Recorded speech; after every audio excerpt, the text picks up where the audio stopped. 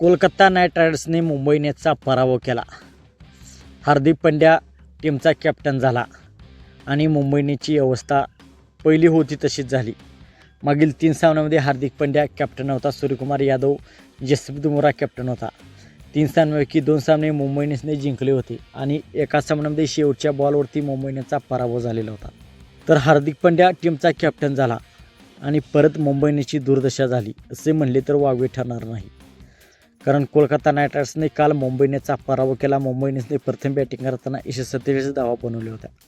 तर Kolkata night रायडर्सने 148 runs करून हा सामना जिंकला. तर आता मुंबई इंडियन्सचा एकच सामना शिल्लक आहे, तो म्हणजे राजस्थान रॉयल्स विरुद्ध. हा सामना 24 मे रोजी वानखेडे स्टेडियमवरती 3:30 वाजता खेळला जाणार आहे. तर हा सामना ठरवणार आहे. जरी मुंबई इंडियन्सची टीम बाहेर पडली असली तरी टॉप 4मध्ये चौथा संघ कोण जाणार हे मुंबई इंडियन्सची टीम ठरणार आहे. कारण या सामन्यामध्ये जर मुंबई इंडियन्सने विजय मिळवला, कोलकाता आणि दिल्ली हे संघ जीवित राहणार आहेत आणि जर मुंबई इंडियन्सचा या सामन्यामध्ये पराभव झाला तर राजस्थान रॉयल्सची टीम टॉप 4मध्ये प्रवेश करणार आहे.